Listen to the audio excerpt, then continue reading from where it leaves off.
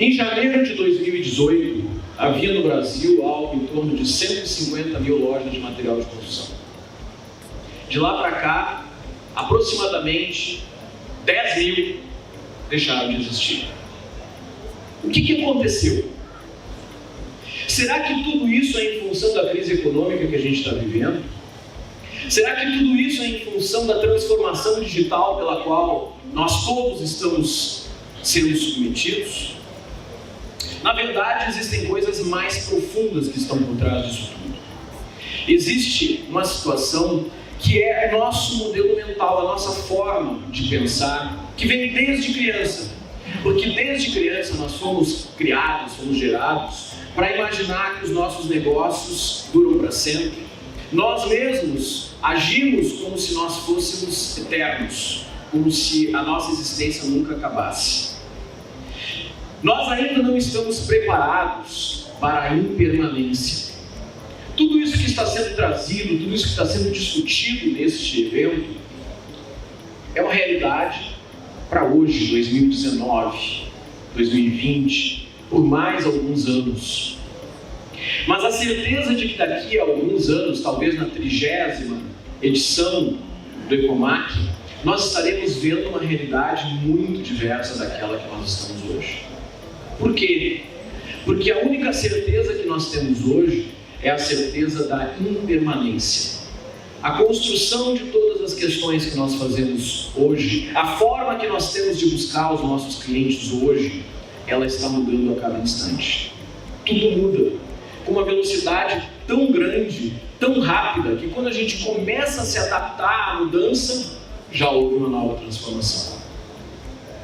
O nosso desafio, para quem escolheu essa jornada atribulada de ter um negócio no Brasil, é tentar se manter atualizado, e nada mais atual do que este tema que está sendo discutido aqui no ECOMAC, o varejo em busca de atualização, porque, afinal de contas, constantemente precisamos entender o que está acontecendo de diferente neste mundo. Tive a oportunidade, ao longo de 25 anos, de atuar em consultoria em pequenas empresas, em médias empresas, algumas grandes empresas, em diversos estados do Brasil, de atuar como docente em cursos de graduação, em cursos de pós-graduação. Isso me ajudou muito a conhecer a realidade das pessoas, a realidade das organizações. Porque quando a gente interage, quando a gente tem a oportunidade de sentar, fazer um processo de consultoria numa empresa, a gente vê algumas situações que se repetem.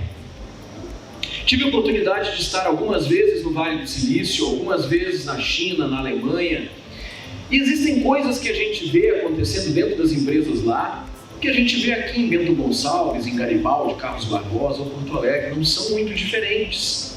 Talvez haja um sistema tributário mais eficiente, talvez haja um sistema de governo mais eficiente, sem dúvida. Mas algumas falhas no processo de gestão, elas estão presentes. Nós não podemos desconsiderar este componente comum dos que faz com que em pouco mais de 2 anos, 10 mil lojas de materiais de construção tenham deixado de existir.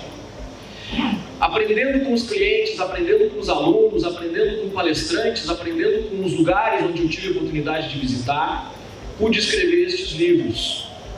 E isso me ajudou a aprender mais, porque quando a gente se foca em escrever alguma coisa, em transmitir conhecimento, a gente precisa refletir sobre aquilo que está sendo dito, a estreitar ainda mais o conhecimento, para poder deixar um legado aí para a reflexão das pessoas. Mas o nosso ambiente de negócios é um ambiente complexo.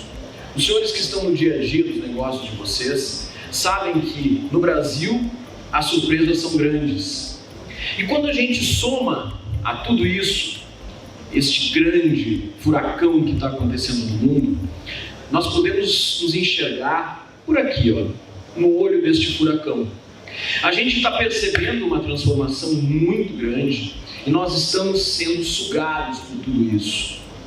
Daqui a 10 anos, 15 anos, 20 anos talvez, os nossos filhos, os nossos netos, eles vão estar estudando este momento que nós estamos vivendo, onde o mercado da forma que era já não é mais, mas o novo mercado ainda não chegou. Nós estamos num processo de transformação muito intensa. Estamos tentando sobreviver a tudo isso, tentando ser diferentes num mundo onde todos são tão iguais. Então, este maremoto, este tsunami de informação, este tsunami de mudança que nós recebemos, muitas vezes nos deixa preocupados, nos deixa ansiosos, nos deixa até desesperançosos. Nós temos funcionários. Aqui nessa sala existem empresários que têm 80 funcionários, 50 funcionários, 500 funcionários, 3 funcionários. E o nosso desafio muitas vezes é deixar essas pessoas motivadas para fazerem as coisas. Porque nós não podemos esquecer que, independente daquilo que a gente está fazendo, independente da nossa empresa estar fisicamente disponível, totalmente virtual ou as duas coisas, por trás de tudo isso existem pessoas que estão lá, atendendo outras pessoas. Nosso desafio é fazer com que essas pessoas interajam como seres humanos e que a gente consiga extrair o melhor possível de tudo isso. Vamos colocar algumas peças no lugar. Vamos começar uma jornada para discutir um pouco sobre as transformações, mas também vamos conversar sobre alguns pontos que às vezes acabam esquecidos, porque são tão óbvios, são coisas tão normais. E lamentavelmente, quando a gente entra dentro de uma empresa para prestar consultoria, muitas das coisas que eu vou falar para vocês são os problemas que a gente encontra. Sim, eu sei que nós estamos numa corda bamba, e eu sei que o nosso PIB, a evolução do nosso PIB, é como um eletrocardiograma de um paciente doente. Se a gente olhar, olhem só, a cada momento de uma grande influência externa, o nosso PIB cai lá embaixo. E aqui a gente está com uma pequena recuperação. Se a gente lembrar o que a gente imaginava lá no final de 2018, 2019 vai ser o ano da recuperação. 2019 as coisas vão voltar a andar. Estamos em outubro. Tem mais 2 meses. Não foi 2019. Não, mas agora vai ser 2020. Tá bem, vamos parar de falar de crise, vamos parar de falar de problemas, vamos enxergar um pouco sobre as tendências e os desafios desses novos modelos de negócio. Hoje pela manhã foram trazidas reflexões importantes sobre coisas que estão acontecendo no mundo. O importante é que todas elas são capazes de nos afetar. Primeiro a gente precisa pensar o que é inovação. Agora há pouco eu estava respondendo a uma pergunta que foi feita pela rádio. Afinal de contas, como é que é a inovação dentro de uma loja? Como é que é a inovação dentro de uma loja de material de construção? A gente tem que se dar conta que inovar, ela pode ser algo diferente. Pode ser pensar diferente alguma coisa que a gente tem. Pode simplesmente ser buscar alternativas novas para situações que estão lá. Quando eu tenho um conjunto de produtos que não saem de jeito nenhum, eu tenho que ser inovador na forma de colocar esses produtos à venda. Quando eu tenho uma equipe que está desmotivada, eu tenho que ser inovador na forma de comunicação com elas. Então, inovação não é só tecnologia. Inovação não é só app. Inovação não é só o digital. Inovação é tocar nas pessoas para fazê-las pensar diferente. Quando a gente fala em disrupção, aliás, disrupção e mindset são 2 palavras que, pelo menos há uns 4 anos, estão povoando todos os diálogos que a gente escuta neste nosso ambiente. É importante a gente saber que disrupção é uma transformação drástica. É quando a gente muda completamente o jeito de fazer alguma coisa. Quando a gente faz aquela reforma completa na nossa loja. Quando a gente transforma realmente. Isso é disrupção. Não é uma pequena mudança, um pequeno ajuste, não. Disrupção é algo realmente profundo. É algo que as organizações exponenciais trazem para nós. Organização exponencial, elas são chamadas de organizações exponenciais por uma simples razão. Se eu tenho uma loja tradicional, fazendo métodos tradicionais de crescimento, esse é o crescimento que normalmente a gente vai obter. Pode ser que ele seja um pouco maior, pode ser que seja um pouco menor. Quando a gente está falando de crescimento exponencial, significa que a gente tem uma explosão de crescimento. Alguma coisa acontece e esse crescimento se dá de uma forma muito intensa. Porque eu fiz algo que trouxe a disrupção, realmente transformou esse nosso momento. Essa é a ideia de disrupção. Para ter uma ideia do que eu estou falando, se a gente fala de um crescimento tradicional, passos lineares, se eu der 30 passos, eu vou estar andando aproximadamente 30 metros em passos lineares. Se eu der 30 passos exponenciais, nós estamos falando de 26 voltas na Terra. Então, muitas vezes o esforço que se dá de fazer a mesma coisa do mesmo jeito vai dar um resultado muito pequeno. Quando eu penso diferente, quando eu evoluo para algo novo, completamente novo, talvez a minha chance de crescimento possa ser muito maior. Conhecemos essas empresas aqui, e elas todas, e mais uma outra que eu quero citar, que é o Garupa. Não se fala do Garupa, se fala de Uber, se fala de 99, Uber é dos Estados Unidos, 99 é chinês, vocês sabem que 99 foi comprado pela China. Vamos falar do Garupa. O Garupa que nasceu no Alegrete. Quem não é do Rio Grande do Sul, por favor, levanta a mão. Olha só, vocês não conhecem o Alegrete, mas não me perguntem onde fica o Alegrete. O Alegrete é uma cidade lá no interior do Rio Grande do Sul. Tem uma música muito famosa que começa exatamente dessa forma. Não me perguntes onde fica o Alegrete. E lá nasceu o Garupa. E o que tem de interessante no Garupa? O Garupa é muitas vezes o grande player de mobilidade em cidades menores aqui do Rio Grande do Sul. Não tem Uber, não tem 99, mas tem o Garupa. Semana passada eu estava em Alta Floresta, lá no Mato Grosso, 1000 quilômetros de Cuiabá, ao norte, fronteira com Maranhão. E lá não tem Uber, não tem 99. Lá tem outro aplicativo local. Então, o que eu quero dizer com isso? Essas ideias que a gente vê, muitas vezes elas podem ser aplicadas para players locais que têm a mesma condição de atender esse público, essa mesma condição de atender a dor do meu cliente com um sotaque regional. Por que não pensar em algo que seja existente para atender aquele público específico, que é diferente muitas vezes do que uma 99, do que um Uber que atende o mundo, que quer atender o mundo. Todas essas transformações que foram trazidas por estes elementos aqui, por estes aplicativos, por estes negócios exponenciais, eles impactam na nossa vida. Eles impactam nos negócios dos senhores, eles impactam nos nossos negócios. A gente vê hoje algumas questões que muitas vezes eram consideradas totalmente distantes. Carros que fazem a entrega autônoma antes do próprio Uber. Quer dizer, são algumas startups mais ágeis do que o Uber que estão instaladas lá nos Estados Unidos. Os carros autônomos funcionando lá em Pittsburgh, e a gente imagina que vai levar quanto tempo para chegar um carro autônomo aqui no Brasil? Foi falado que a juventude hoje não está muito preocupada em querer carro. Sim, por que eu preciso ter um carro se eu posso chamar um aplicativo? Ou mais ainda, eu posso utilizar alguns aplicativos de compartilhamento, como existem em outros lugares. Se a gente vai a Berlim, se a gente vai a Vancouver, se a gente vai a Paris, os senhores sabem que existem aplicativos que me permitem desbloquear um automóvel, utilizá-lo por algumas horas e devolvê-lo.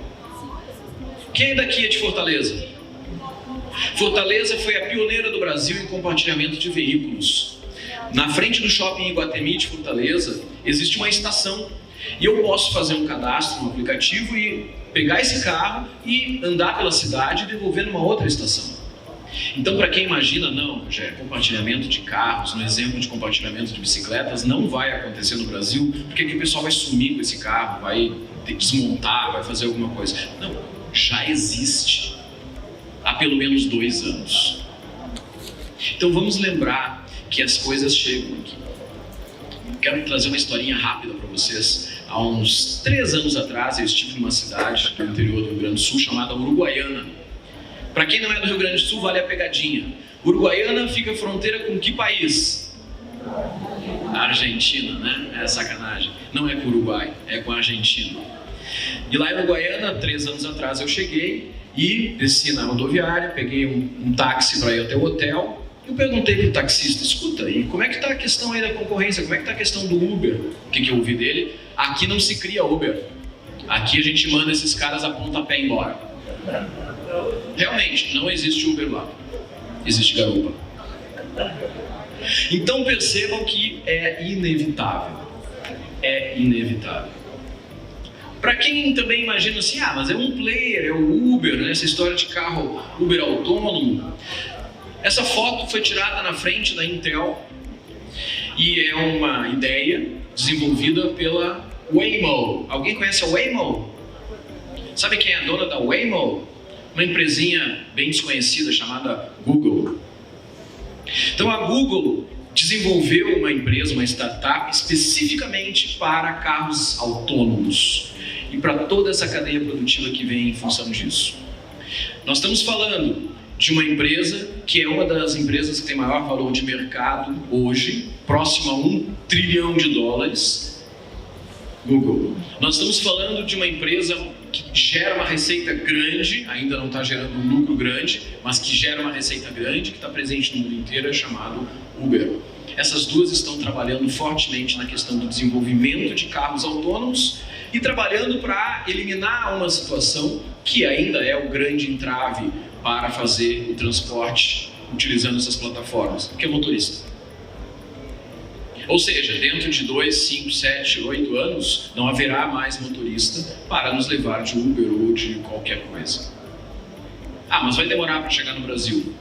Eu conheci o Uber em 2012, 2013, quando começou-se a falar isso. Em 2013 eu estive a primeira vez no Vale do Silício, conduzindo uma missão empresarial para lá. E nós vimos em São Francisco o Uber funcionando perfeitamente. E se dizia, no Brasil isso vai levar muito tempo. Ano seguinte estava aqui. Caminhão do Uber faz primeira entrega autônoma. Este caminhão é de uma empresa chamada Otto, que é uma startup comprada pelo Uber para fazer entregas autônomas de caminhão.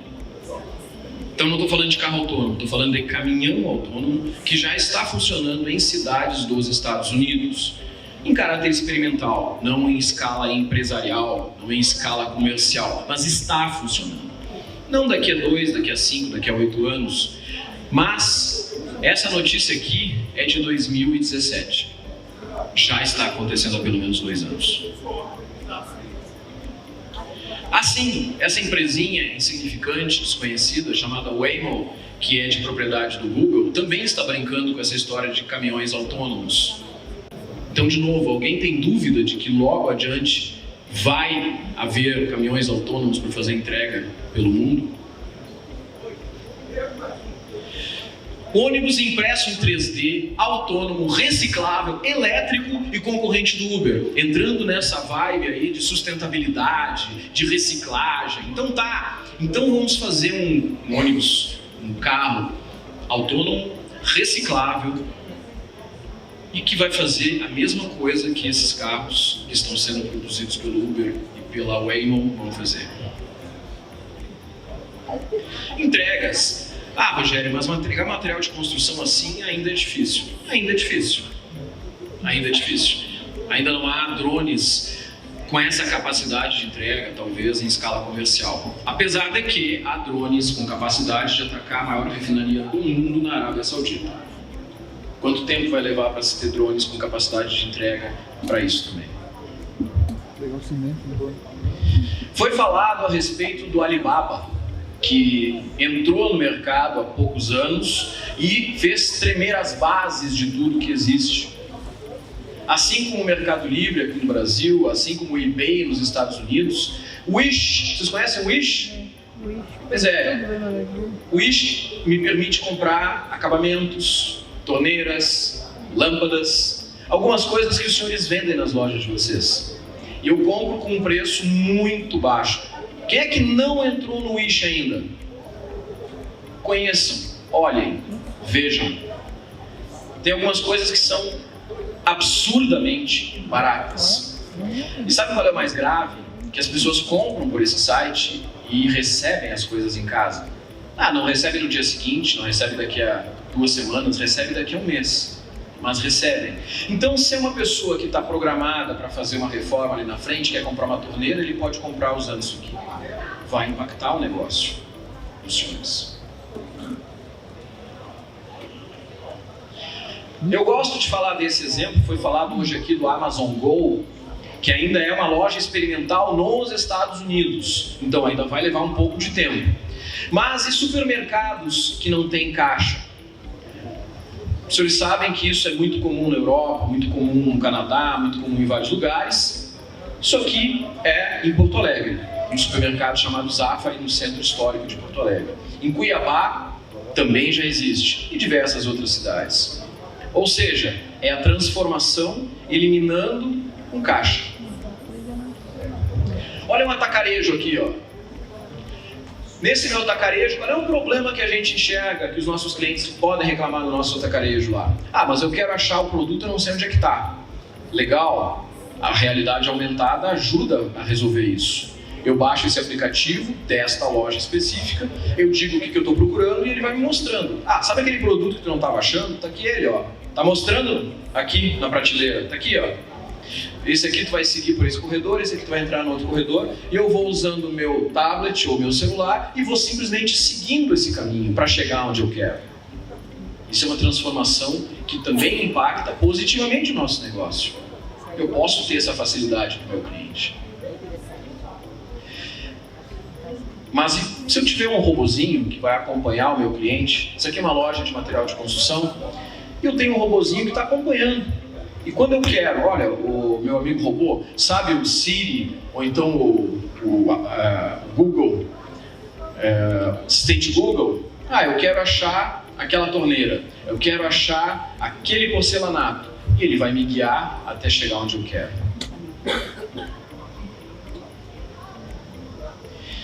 Se a gente olha o que está acontecendo na Coreia do Sul, existem estes robozinhos que acompanham passageiros nos aeroportos. Passageiro perdido, está lá o robô para acompanhar o passageiro dentro do aeroporto para encontrar um banheiro, para encontrar um portão de embarque. Materiais inovadores na construção. Então eu trouxe alguns exemplos interessantes e diferentes que impactam os nossos negócios. Impressão 3D de material de construção. Então, ainda não está tão utilizado, mas é possível, utilizando materiais sustentáveis, que no site da obra vai ser impresso. Blocos de vidro que geram energia solar. Quem já esteve na Alemanha sabe que na Alemanha a utilização de placas solares está por toda parte. A gente anda no interior da Alemanha, vê fazendas lá no interior do interior e utilização de placas solares em toda parte. Vamos comparar o sol da Alemanha com o sol do Brasil? Com o sol de Fortaleza? Até mesmo com o sol de Bento Gonçalves? Não, e eles estão utilizando isso com muita energia, gerando energia. E se a gente tiver blocos de vidro que geram energia? Concreto biológico. Esse concreto biológico ele possui elementos, micro-organismos e músculos que facilitam a formação de paredes verdes. Que está na moda, que é bonito, que é sustentável, que é agradável, que etc, etc, etc. São materiais novos que estão aí, que vão impactar. Reciclagem de lixo plástico reduz os custos da construção civil no agronegócio. Olha só. Casas que estão sendo construídas utilizando material reciclável. E diversas prefeituras, estamos falando aqui de Santa Catarina, estão utilizando esse tipo de produto como um produto para construir casas populares, reduzindo o custo. Então, à medida que isso passar a ser utilizado, vai impactar nas lojas de material de construção. Sim. Por alguma razão misteriosa da tecnologia, o áudio não funcionou. Mas eu quero mostrar para vocês um vídeo, porque, aliás, existem alguns que dizem que tecnologia é uma ciência esotérica. Ela não é uma ciência exata. Então, por essas questões esotéricas, o áudio não funcionou. Mas eu quero mostrar para vocês este vídeo aqui, que é bastante interessante.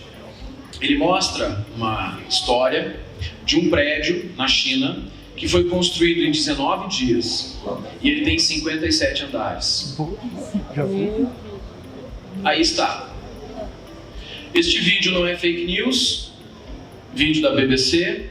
Se vocês quiserem pesquisar no YouTube, existem diversos outros vídeos que apresentam diversos outros prédios utilizando este modelo construtivo que consegue desenvolver prédios com uma velocidade muito grande e que verdadeiramente impacta na questão de entrega de material de construção, na aplicação dos materiais. Ó, tem um áudiozinho lá no fundo.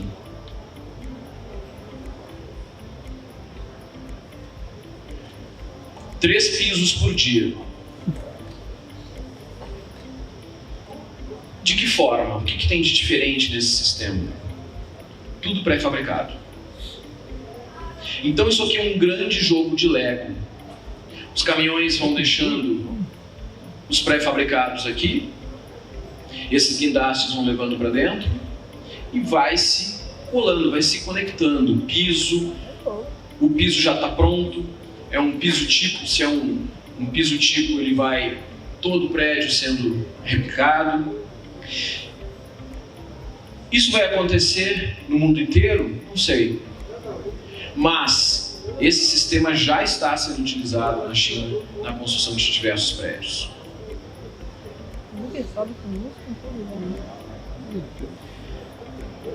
Gente, tudo isso tem a ver com pessoas. Todas essas mudanças que nós estamos fazendo têm a ver com pessoas. A gente tem que lembrar sempre que por trás do app, por trás de uma nova técnica construtiva, por trás de um novo design de loja, por trás de um livro, tem alguém que fez isso. Por trás daquele atendimento na minha loja, vai ter um funcionário. Quando a gente fala de cliente, nós estamos muito focados em atrair clientes para o nosso negócio. Sabemos que cada vez menos as pessoas vão ir na nossa loja. Muitas vezes a gente vê as pessoas reclamando de que foram em grandes lojas de material de construção ou mesmo pequenas e foram mal atendidos. Que a pessoa que estava lá era desinformada, que a pessoa que estava lá estava mais preocupada em responder as mensagens no WhatsApp. Ora, se uma pessoa vai na nossa loja para comprar, podendo comprar à distância, podendo comprar pela web, podendo fazer uma compra de outra forma, nós precisamos valorizar muito essa pessoa. Então, nós vivemos num momento onde a experiência de compra precisa ser muito valorizada. Nós precisamos fazer, seja através do app, seja num site, mas principalmente presencialmente, nós precisamos fazer com que essa pessoa se sinta bem, se sinta acolhida, se sinta feliz após uma experiência de compra conosco. Que entre na nossa loja e perceba, poxa, foi legal. E não, que droga, eu vou ter que comprar um material de construção. Eu gosto muito desta frase e que nos ajuda muito a entender essa nova forma de entender o mercado. As pessoas esquecerão o que você disse. As pessoas esquecerão o que você fez, mas elas nunca esquecerão como vocês as fizeram sentir. Muito bem de uma loja que existia anos atrás, que foi tragada pela transformação digital. Mas, eu não vou dizer o nome da loja, mas os mais antigos talvez lembrem, é uma coisa que macaco gosta. E essa loja, ela existia em vários shoppings de Porto Alegre, e eu entrava lá, muitas vezes, para sentir aquele cheirinho que estava lá dentro daquela loja. Entrava lá porque lá tinha os CDs que eu gostava de comprar, mas tinha aquele cheiro, tinha aquela forma diferente. Então lá atrás já se trabalhava essa questão. hoje mesmo, quando a gente está pensando numa loja, seja de material de construção, seja do que for, nós precisamos imaginar o que vai fazer o nosso cliente se sentir bem ali dentro. Como é que a gente pode acolhê-lo da melhor forma possível? Pode ser o chimarrão, pode ser o cafezinho, pode ser um atendimento ágil, não sei. Eu preciso identificar naquele meu cliente, preciso identificar naquela minha região como é que eu vou me conectar mais com essa pessoa. Por outro lado, não adianta eu ter um site bonito que não funciona. Não adianta eu ter um app onde eu investi muito dinheiro e que na hora da entrega a coisa não funciona. Então, quando a gente está falando de experiência de compra, a gente está falando desde o início até o final. Se eu estou falando de atividade presencial, desde o momento que o meu cliente entrou na minha loja até o momento que ele recebeu o produto.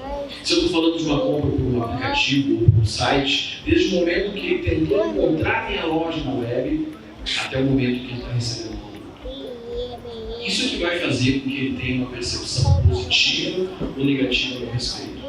Não adianta eu investir um monte de dinheiro fazendo com que a minha loja fique bonita, agradável, com atendimento personalizado, e na hora da entrega a coisa não funciona. Isso é inovação, gente. Isso pode não ser algo digital, necessariamente, mas fazer as pessoas buscarem formas diferentes de se conectar com as pessoas é inovar. Inovar não é só tecnologia, inovar não é somente digital. Inovar é usar o que nós temos de melhor e buscar alternativas novas para atender os nossos clientes. Sobre tudo isso, a pergunta que fica não é se vai chegar, é quando vai chegar. Vai atingir todos nós. Se isso é uma verdade, como vai ser o futuro do varejo material de construção? O que vai acontecer?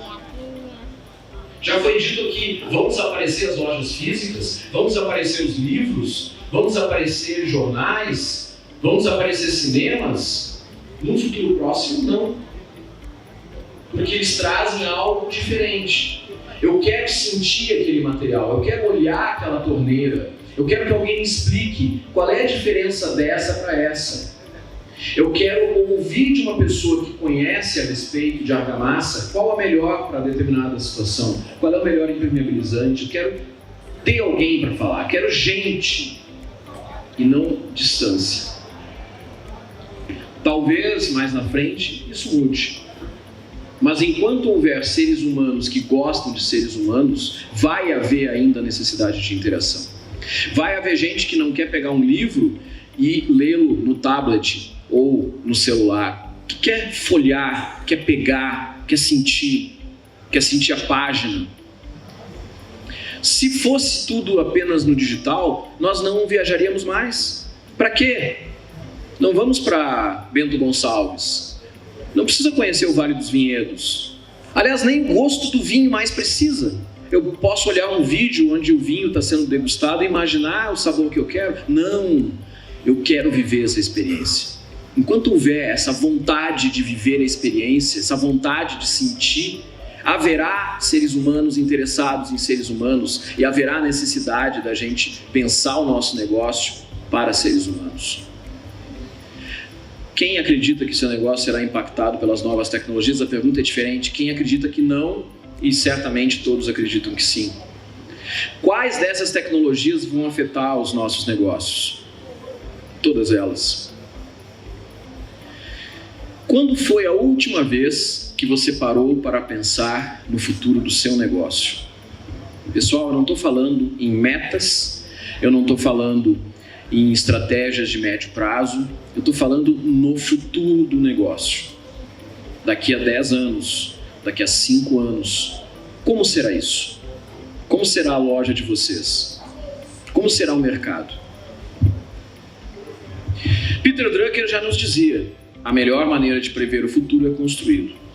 Se isso é verdade, a gente pode fazer algumas reflexões em cima disso.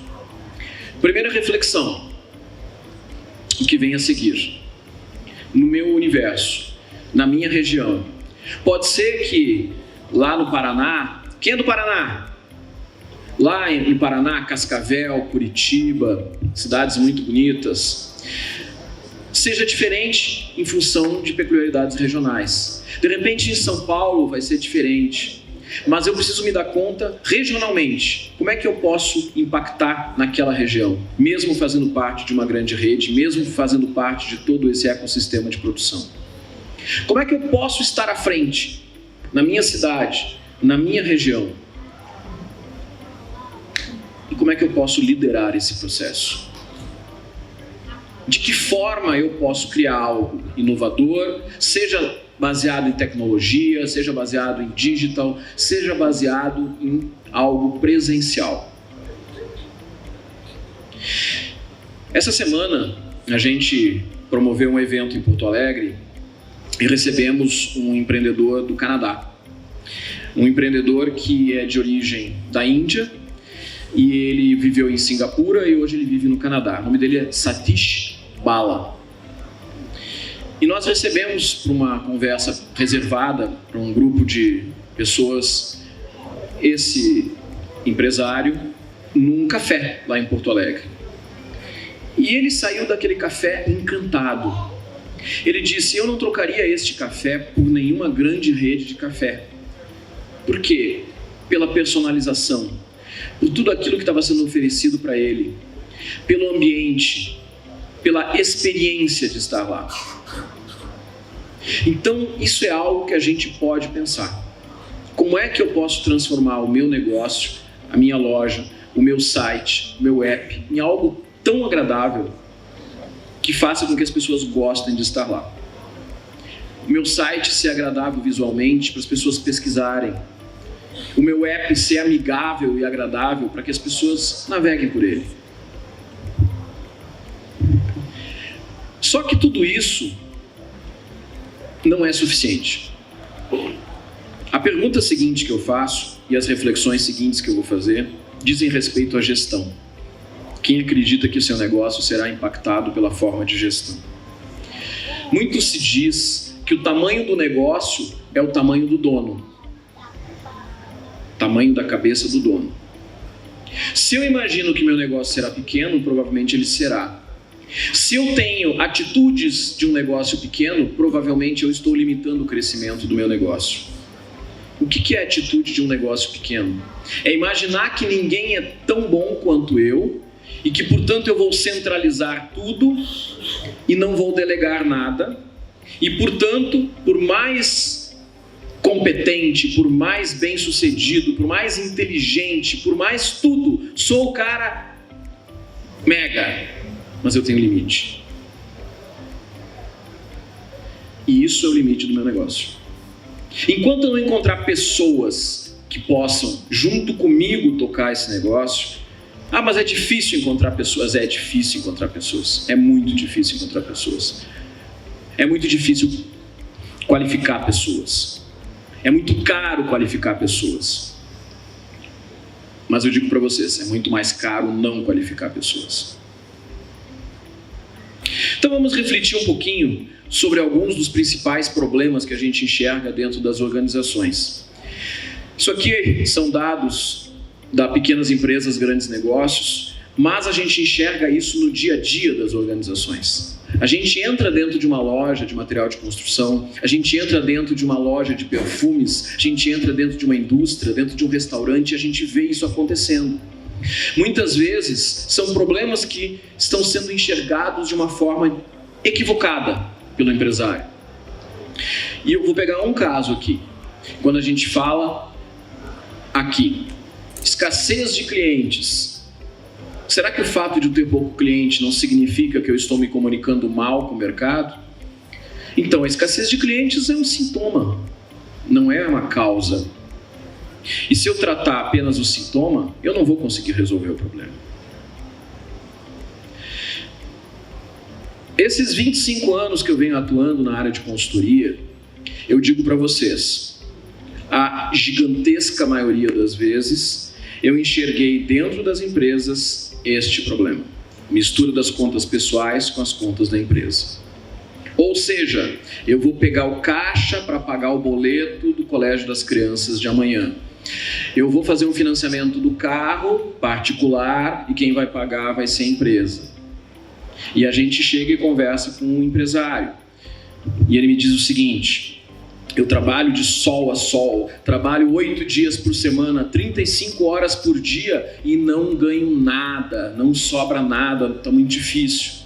E aí a gente começa a conversar. Nada? Nada. E esse carro aqui? É financiado. Quem paga o financiamento? A loja. Tá. Tem filhos? Sim. Estão na universidade? Estão. Quem paga a universidade? A loja. Então é claro que foi construído ali um poço sem fundo de despesas, sem nenhum controle, e que causa problemas para se entender o que é empresa e o que não é empresa. E aí o mais difícil é o seguinte: às vezes eu escuto de empresários, e aí parece o meu filho de 8 anos me dizendo, né? Se a empresa é minha, o dinheiro é meu, os clientes são meus, é tudo meu, por que eu tenho que separar? Sabe aquela criança que ora para controlar, para separar, para entender o que de fato está acontecendo, para poder fazer uma projeção de caixa. Eu vou estipular o meu Prolabore, é 10, é 20, é 50, é 100, é 500, é 10 milhões por mês, não importa. Mas é isso. E não aquele saco sem fundo que a gente vai jogando despesas para dentro e a empresa vai pagando. E depois eu preciso comprar estoque para o mês seguinte ou para dali a 2 meses e meu capital de giro sumiu. O que houve? Sim, 90% das empresas que eu atendi têm este problema. Que bom que a empresa de vocês não tem. Empresa familiar. Ora, no Brasil, 95% das empresas são familiares. 95%. Se a gente pega algumas regiões do Brasil um pouco menos, se a gente pega outras regiões um pouco mais. Mas essa é a média nacional. As empresas familiares, elas têm uma dinâmica diferente, porque a gente tem um pai, uma mãe e os filhos. E isso, por vezes, traz para dentro da empresa aqueles problemas da dinâmica de uma família. A família é muito importante, é a base de tudo, mas ela tem os seus problemas. Quando a gente enxerga a nossa empresa como a nossa casa, os problemas da empresa estão lá dentro. Os problemas da casa estão dentro da empresa, os problemas da empresa estão dentro da casa. Então não pode-se simplesmente imaginar que é desenvolver tudo como se fosse a nossa casa. Por isso existe esse conceito, que é o conceito dos 3 círculos da empresa familiar. Quando a gente entra dentro de uma empresa e começa a auxiliá-la nesse processo de profissionalização de gestão, a gente diz o seguinte: tem que separar os 3 círculos. Família é família, gestão é gestão, propriedade é propriedade. Não é porque o Joãozinho é meu filho que ele se formou em administração e, portanto, ele é diretor da empresa. Rogério, isso não acontece em 2019. Sim, acontece em 2019 e 2018. Espero que não aconteça em 2020, mas eu tenho fortes indicativos de que vai continuar acontecendo. Nada contra o Joãozinho, mas ele precisa entrar como diretor da empresa porque ele se formou? Não. Então, esse processo de separação dos papéis dentro de uma empresa é fundamental. Uma coisa é o negócio, outra coisa é a família. Que bom que a gente tem empresas familiares que são tão bem-sucedidas, que são exemplo para tantas outras, porque elas são profissionalizadas. E a falta de planejamento? Essa história de falta de planejamento nos conduz a situações como essa. E a gente tem a tendência de bater forte nos ambientes públicos, dizendo: isso é coisa de serviço público, isso é obra pública, roubar esse dinheiro, e não sei o que, não sei o que, não sei o que. Ok, assina embaixo. Mas a gente vê tantas barbaridades acontecendo dentro de empresas privadas. Tipo, eu quero abrir uma nova filial. Aonde? Vai ser, por hipótese, em Bento Gonçalves. Que legal, uma bela cidade, né? Tu já fez um estudo de mercado? Não. Tu já sabe onde é que vai instalar? Não. Por que tu quer instalar lá? Porque eu gosto da cidade. Bacana. Não é assim. Eu posso escolher uma cidade assim para visitar, mas não para montar um negócio. Não simplesmente fincar alguns alfinetes aí por todos os lugares e dizer, vai ser aqui, vai ter outro aqui, vai ter outro aqui. Tá, mas tem demanda nesses lugares? Eu tenho um público que se interessa pelo que eu estou vendendo? O que está acontecendo nesses lugares? o planejamento. E aí uma desculpa esfarrapada que eu escuto muitas vezes de alguns empresários, quando a gente está desenvolvendo planejamento, utilizando metodologias ágeis e fazendo um repensar diferente do negócio, é o seguinte: Rogério, não vale a pena perder tempo planejando. O mercado é muito dinâmico, então qualquer coisa que eu planejo eu vou ter que mudar, portanto eu não planejo. Certo? Não, errado. Planeje. Dê um norte. Caminha na direção desse norte. Os ajustes serão feitos. Porque a verdade é a seguinte: se eu não tiver tempo nem interesse de planejar, provavelmente haverá um concorrente que vai ter tempo e vai ter interesse de planejar.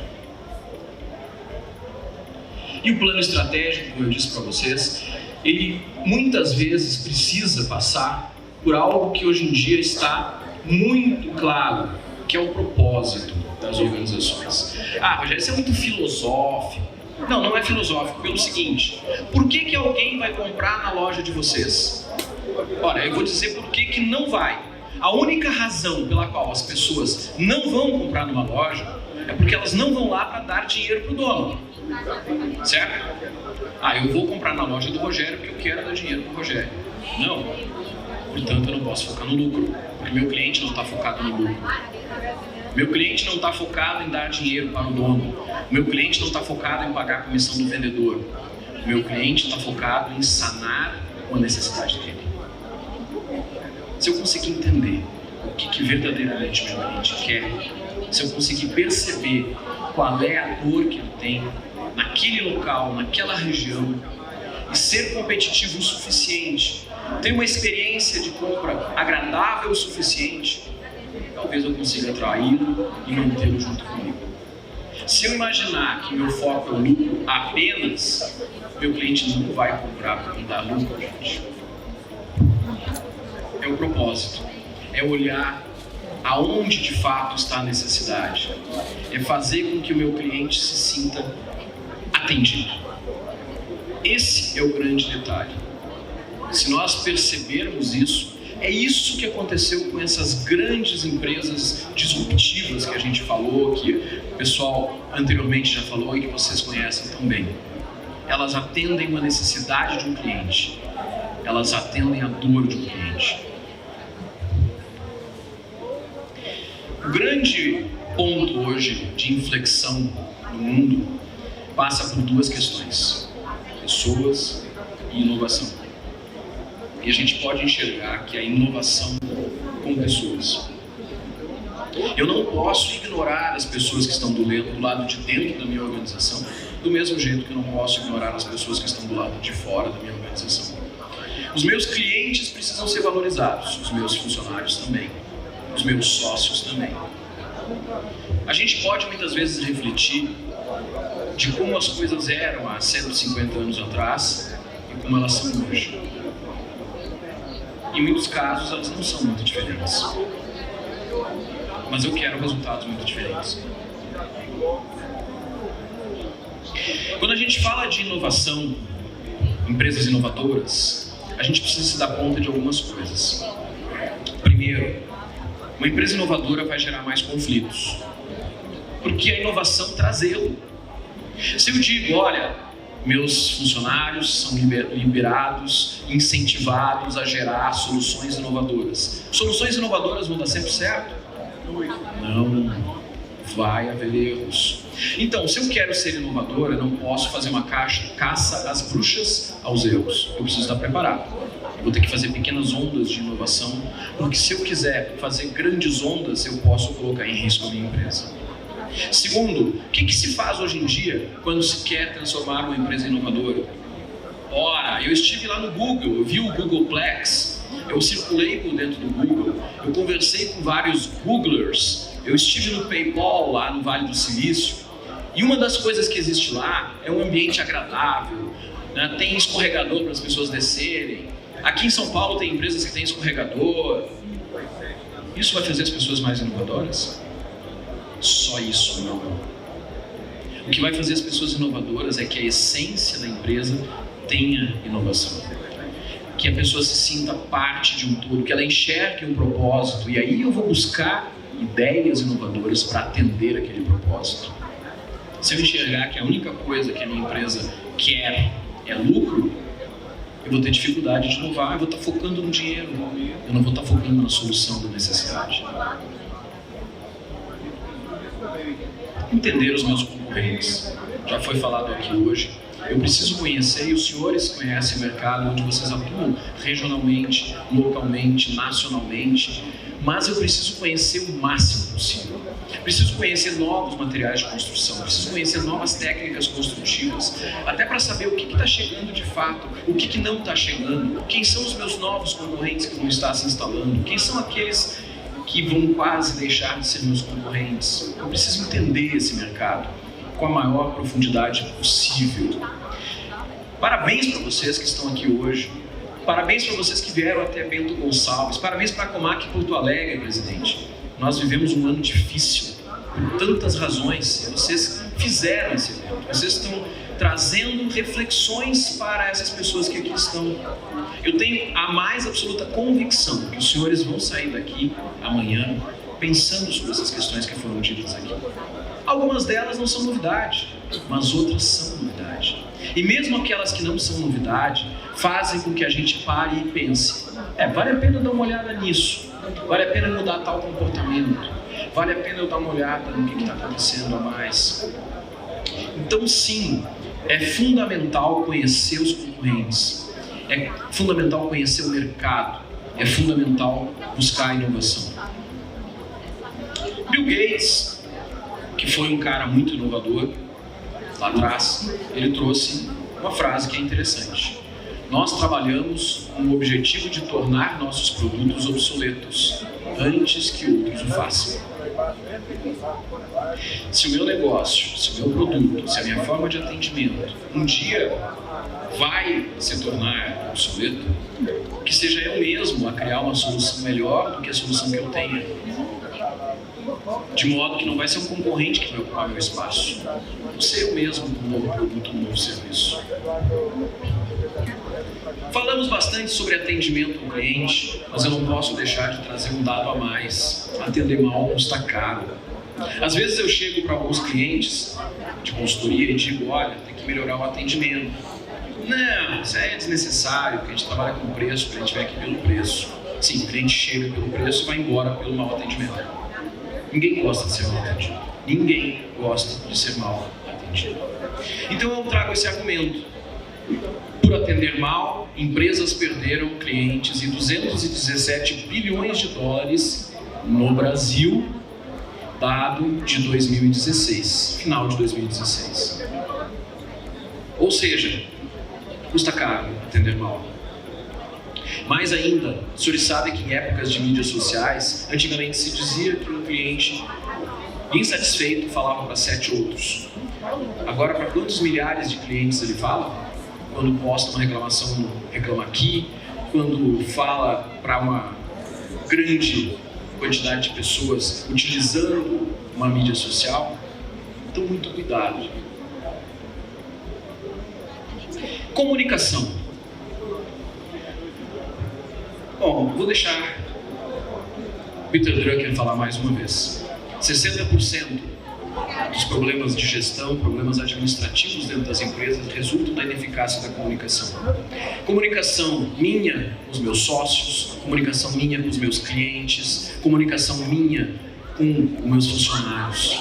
Quantas vezes nós percebemos coisas sendo ditas pela metade, imaginando que a outra pessoa está entendendo? Quantas vezes eu atendo clientes onde o gerente de uma loja me diz o seguinte: poxa, a gente teve um problema muito desagradável no final de semana passado. O que aconteceu? Os clientes chegaram em função de uma determinada promoção que a gente estava fazendo. O produto tal estava em promoção junto com o produto qual. Tipo, mas qual é o problema disso? O problema é que eu não sabia. O cliente sabia. Eu, que sou o gerente, não sabia. Você já viu alguma história parecida com isso? Comunicação. O óbvio deve ser dito. Nós temos pessoas aqui, sei lá, de 20 estados, algo assim. Os regionalismos muitas vezes vão fazer com que a gente não consiga entender a mesma coisa a respeito do mesmo fato. A formação das pessoas, a experiência de vida, o mercado onde atuam, vão fazer com que algumas palavras que sejam óbvias para um, ou algumas formas de pensar não sejam óbvias para outro.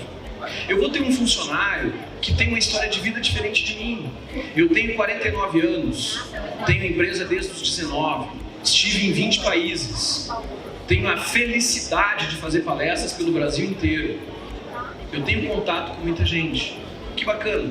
Isso não significa que eu vou conseguir entender todos, pelo contrário, significa que cada vez mais eu tenho certeza de que eu vou conversar com uma pessoa referente a um determinado tema e para ela vai estar sendo óbvio. É ridículo que alguém não entenda o que ela está falando e eu não vou entender. Então como é que eu vou imaginar que o meu funcionário que está começando a trabalhar ontem, que tem 20 anos de idade, vai entender tudo que eu vou falar para ele? Não vai. Ah, mas eu vou ter que desenhar? Vai ter que desenhar, pelo menos uma vez. 2. Depois não, mas eu preciso dizer o óbvio para esse funcionário novo. Eu preciso estar preparado para explicar um detalhe aquilo que eu quero. Porque o custo do retrabalho é muito grande. A gente perde muito tempo fazendo de novo coisas que a gente não precisaria fazer se tivesse comunicado de forma adequada. Capacitar. Da forma que for. Pode ser um grande evento, como nós estamos vivendo aqui, com pessoas de interesse, pessoas que querem se desenvolver, pessoas que representam um segmento. Pode ser através de um vídeo. Senhores, me desculpem, não existe argumento hoje para se dizer que não se tem tempo de se capacitar a respeito de um tema. Não tem. Vocês podem escolher o tema que vocês quiserem. Vocês vão encontrar vídeos no YouTube, vão encontrar e-books, vão encontrar sites. Tem que separar o joio do trigo. Mas as informações estão lá. Então já foi-se aquele tempo onde eu precisaria ir num centro de excelência apenas num lugar remoto ou distante ou numa grande capital para aprender sobre alguma coisa. Ou num santuário sagrado para aprender sobre alguma coisa, ou numa grande capital. Hoje, assistindo a palestra, eu posso estar olhando um vídeo falando alguma coisa. Então, este argumento, muitas vezes, dos nossos funcionários de que não tem tempo de aprender alguma coisa, não é verdade. Este nosso argumento de que nós não temos tempo de aprender alguma coisa nova, também não é verdade. Eu tenho tempo, eu posso fazer isso. Basta perceber que é necessário. Talvez para alguns dos senhores, alguns dos temas que foram colocados, e para mim também, alguns dos temas que foram trazidos aqui são novos. Por que não aprofundar assistindo vídeos e lendo um pouco mais sobre isso? Sabe aquela hora no avião que a gente fica lá 2 horas assistindo um filme chato? Por que não baixar um vídeo antes que seja de interesse e assistir nessa hora? Por que não pegar um e-book e ler um pouco a respeito disso? Ajuda muito. Afinal de contas, hoje nós estamos condenados, todos nós estamos condenados ao que vem se convencionando chamar de lifelong learning.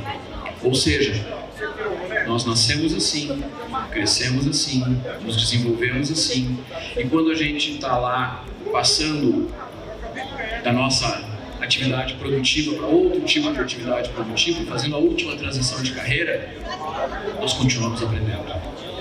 É inevitável continuar aprendendo, é inevitável estar preparado para conhecer todas as transformações que estão chegando neste mundo. Como é que a gente vai fazer isso? Usando as ferramentas que nós temos disponíveis, o tempo que nós temos disponível. Todo momento pode ser um momento de conversar com alguém que sabe um pouco mais sobre aquele assunto.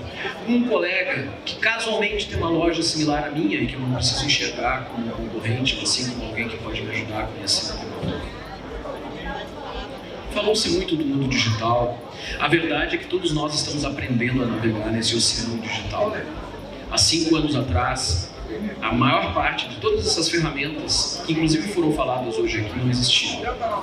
Vamos pensar, 5 anos atrás, 5, é essa necessidade de transformação, é acompanhar essas tendências, cada vez mais está presente onde se discute o que existe de mais novo nos mercados, ter acesso a isso, que aí talvez a gente consiga ficar mais próximo da tecnologia de ponta e trazer isso para dentro do nosso negócio. Mudar os velhos hábitos. Uma outra coisa que eu escuto muito dos meus clientes quando a gente pede para a nova geração trazer uma ideia inovadora, e foi dito aqui já hoje, né? Escute os seus filhos. Não significa confiar cegamente no que eles estão dizendo, mas ouvir, questionar. Por que ele está me dizendo isso? Ele está dizendo isso porque a geração dele enxerga as coisas desse jeito.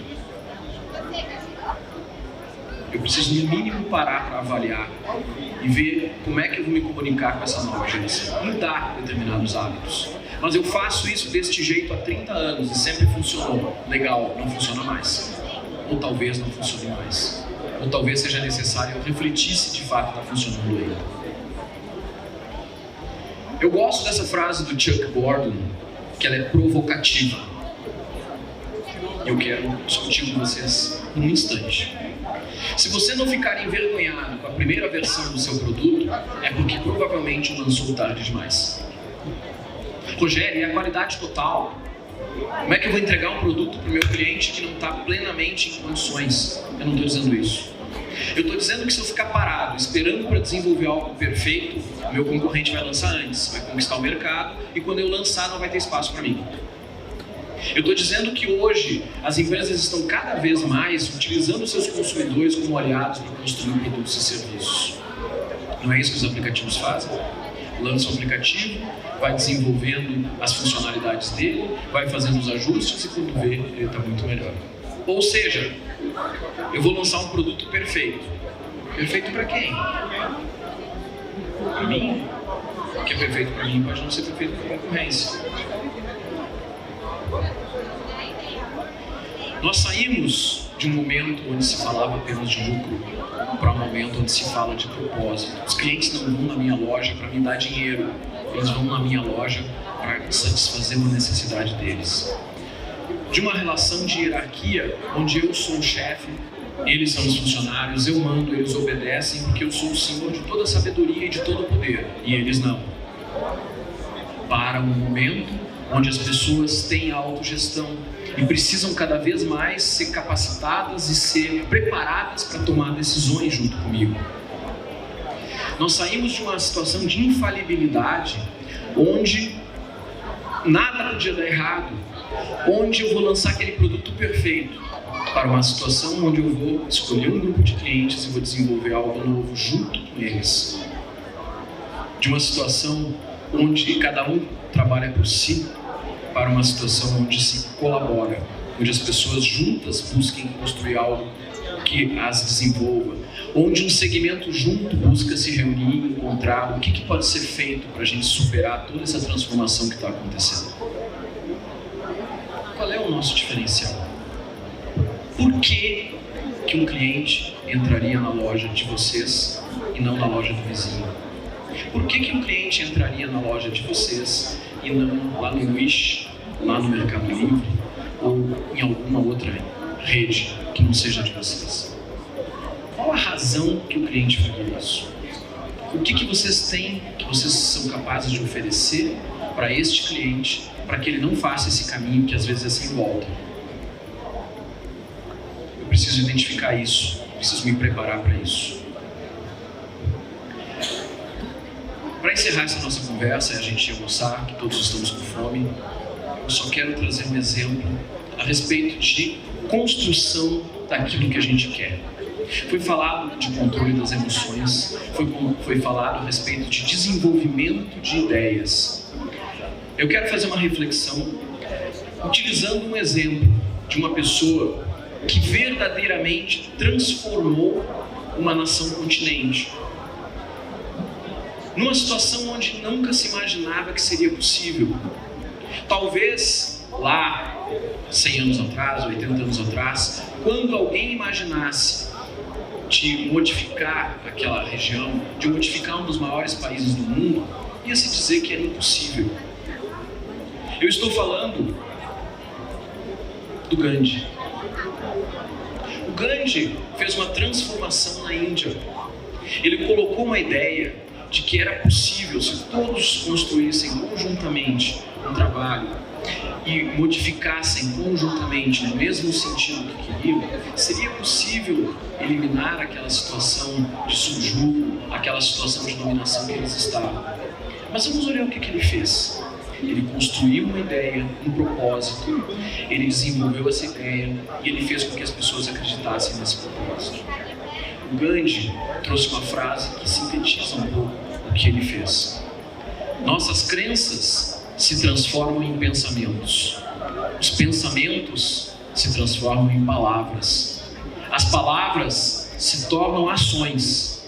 E essas ações repetidas se tornam hábitos. Estes hábitos formam os nossos valores. E os nossos valores determinam o nosso destino.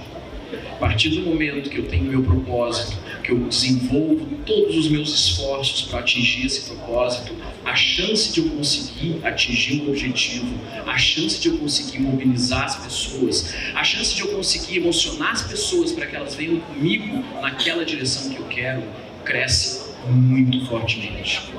Agradeço muito a atenção de vocês. Bom dia.